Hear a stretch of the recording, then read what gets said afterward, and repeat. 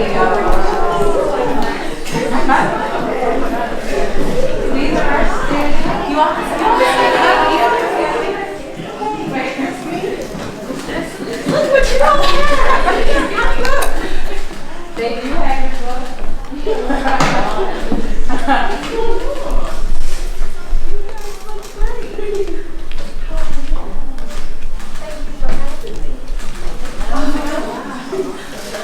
Which one are you talking about? We're talking about you. They wrote a book, they read it. So all of these students are in the honors class, so not just from lower level, but honors upper level course, Black Women Developing Public Leadership Skills. Excellent. And Dr. Davis, I wanted to ask you, if I wanted Stefano to hear this, why was coming as your main text for this class? Thank you so much for asking that question. The book is brand new. Thank you so much for writing and coming. And Ms. Mosley has a question to ask you about writing process. Shortly, I'm sorry. I wanted a book that the students would start on August 16th. It's really hot in Georgia in August. It's hot in Georgia in November. How do you keep students engaged? And I thought, what better book than Become? And it just worked so beautifully. So it was really just a goal I had. Let's get something that would engage the students that they have not used in any of my classes yet. And here we are. Well, I'm on it. Did it keep you engaged? Did you fall asleep over get through it? Well, I am honored. I mean, if there was any vision of this book, it would be that it would connect enough to young people around the world that they would see themselves in it and get some learnings out of it. So the fact that you all have are studying it is beyond anything I could have imagined. So I'm excited I'm here for you, but I'm very excited to hear from you all about what you got from it, what questions you still have. And I came in early because I want to make sure no one rushes us out, because that's what they do. It's like, you got 30 minutes, you got to leave. We have time. You all at this level got this is super exciting. So I'm going to turn to Lynn, who wants to tell you about his elevator speech. So one of the assignments that they had to do was recognizing that in the real world, you may only get 30 seconds with the person who could have the key to your future, right? And so Lynn volunteered to do his elevator speech for you and then relate it back to what he looked at from the book. All right. So I'm Lynn Gould, a junior political science, economics major with a minor in communication and leadership from Atlanta, Georgia, the west side of Atlanta. But I like to say that I'm a plant growing in the middle of the country, trying to find my way when there's no other plants around me. Right? And I say that because my whole life I grew up the only child, doing things that was against the grain, that wasn't the tradition, and inside of the cycle of my family and the origins of it. Right? Growing up through crime, corruption, right, and lack of communication. Growing up in a place where being gangster was the priority of being educated, right? I decided that I wanted to go and be somewhere in law versus being a gangbanger in the streets like my cousins and the rest of my friends growing up with. And so making that choice, I joined things that were in the same line frame of what it is that I want to do, like JROTC, where I met my first challenge. When I had the first sergeant there tell me that I was the worst cadet my freshman year, which motivated me to be the best cadet by the time I graduated, right? And in your book, you talk about making calibration, right? So I had to make a calibration within myself to see how can I calibrate my life and my setup, my frame of thought in order to be the best cadet by the time I graduated from high school. So I started off with setting priorities. Every day I'm on march, from the mailbox to the front door of my house, to the bus stop, to the front steps of the school. And so I did. And then I decided to go to a summer camp, which I had to qualify by being the best marcher in the battalion. So I did, made it to the summer camp, and then I was again told that I was the worst cadet. But I still have a challenge because I'm that plant that's growing in concrete, and sometimes it's hard because it's a hard surface that you got to grow up out of. And so I decided, that I wasn't gonna go again and make recalibrations so I can end this summer camp as the best cadet, so I can reach my goal at ending my graduation as the best cadet in the battalion. And so I ended up going to the summer camp, did the best that I could, became the best cadet of the summer camp, left there, came to the school, and then that's when the start of happiness hit. When I first got promoted to Command Sergeant Major, which is the third highest position in the battalion at the time. I did that in matriculation, and the upward mobility in the program was my destination. And so by the time I graduated from high school, I graduated the best cadet. But then I hit with another roadblock, which leads me to where I am now, trying to figure out what college that I wanted to go to. I applied to over 30 colleges and got accepted to all but 2, Fisk and Morehouse College. I drove up to Fisk one spring break and they accepted me. But then I drove up to Morehouse and they denied me again, but this time in my face. Then I applied again and they put me on the waiting list. Then I applied again and said, well, maybe we'll let you in if you go to this summer program and you pay $3,500. When my grandmama can barely afford a $350 rent. And so I gathered the money from people in the community, nonprofits that I was a part of, because like I said, I have to be the fruits of my labor and grow through this country. And so I decided from there that I would get these $3,500, got into the program. They said all the other students have to get a C or above, but for you to get admitted to this school, you need to be above in all 3 classes in order to be admitted into Morehouse College. So I did 6 weeks, some trials and tribulations, no guidance, because I'm the first to be there. Grew out of the country, and now I'm starting to bloom to a fruit that hopefully one day will be able to seed and nourish the ground of the dirt that surrounds me to grow up more fruit.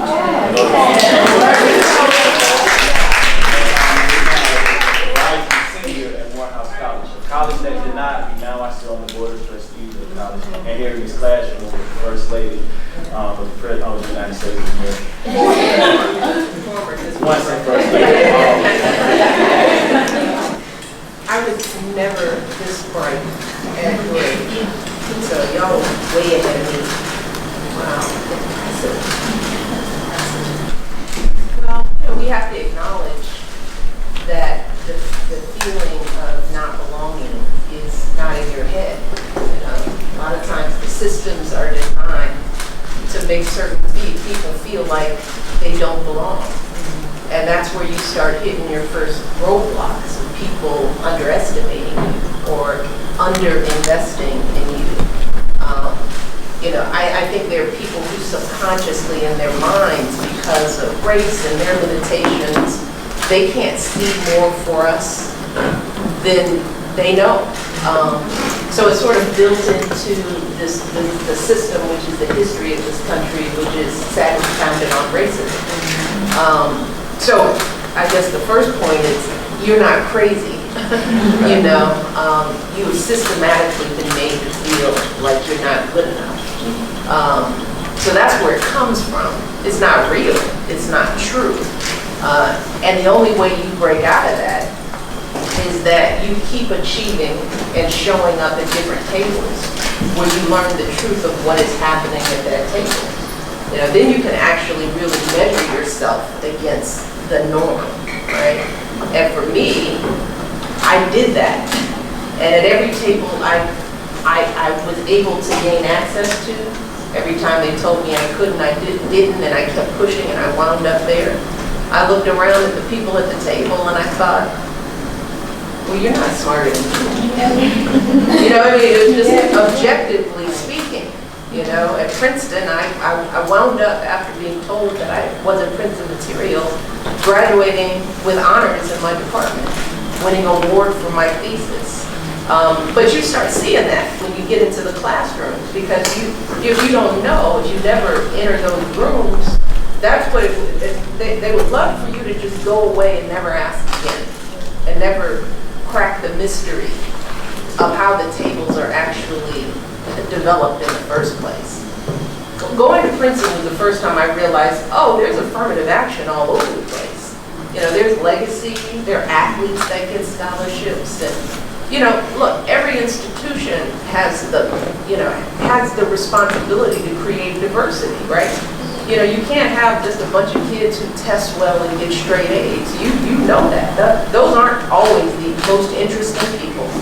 So universities should have the flexibility to go outside of the norms to pick students that will fill out their class.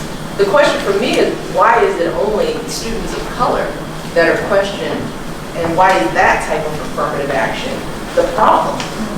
When wealth affirmative action, or legacy affirmative action, or sports affirmative action is perfectly fine. So we're made to feel like we're not supposed to be there. And you get there and you realize, well, yeah, I'm smart. If I work hard and apply myself, I can compete, I can be here. And it's that experience that helps you overcome. Each time you push beyond and get to a table and perform at the table is just another notch on your belt that reinforces the truth that was already there, is that you were good enough to begin with, you know? And so you break out of imposter syndrome by practice and work and moving through it, you know? Because what's the alternative? The alternative is that you're told you can't. You're the worst cadet, so you quit. And where are you? Still in the cement, right? Still stuck in the dirt that you were in, which all of us have family members who get stuck in that dirt because that's all you know. So now your feet are planted there and you can't see anything else because you're stuck. And so you never test yourself. You never know. You just only know what you're told about yourself. But every time you break through and sit at a table, you see more, you learn more. You learn more about yourself and you learn more about the system, right? That's how you break out of imposter syndrome. So no, I don't have it now because I've been at every powerful table there is. I've been on the world stage. I've seen Congress and the Senate. I've sat in the White House. I've met national security advisors, generals, former first ladies, former presidents, all amazing, talented people, but no better, no smarter, no more worthy, no more capable, no more deserving than me. Because that's just what I've seen. So my job now is like, I've been to the mountaintop. And I'm coming back down to tell you all, you're deserving and worthy. I've seen it. So now you can believe me, or you can believe what's in your head, because now it's not about what other people say about you. The biggest challenge of overcoming imposter syndrome is you and your head and what you repeat to yourself, right? And if you practice being an imposter and telling yourself that you're not worthy, it's not anybody else doing that, it's you doing it to yourself. So we have to start practicing other messages, you know, ingrain other kinds of images of what we can be in our own head, because there will always be somebody. And this is true regardless of race, class, gender. There are haters out there in the world. There are people who want to win. And every time you lose and you give up, that's a win for them. So there's always going to be somebody telling you you don't belong, you can't do this. So you got to practice a different set of tools for yourself besides, oh, maybe they're right. Or maybe I just won't try. Or maybe I'm just too scared. Maybe I'm scared that maybe they're right. So it all becomes an internal psychological game for ourselves. It's not about them, it's about us now. And that's where you have to know your story. Because if you're in a place where you're more inclined to believe someone who underestimates you, you have to look back on your story to figure out why. When did that start? Be able to label it and identify it and own it and speak it into truth. Because somebody told you that early on. If you still believe today, and you sit here as students at Morehouse and Spelman, that you're not good enough, it's not about what's happening to you today. It's probably a part of what you've heard and seen consistently throughout your life. And that's your story that you have to own and you have to understand. That's what this book is about.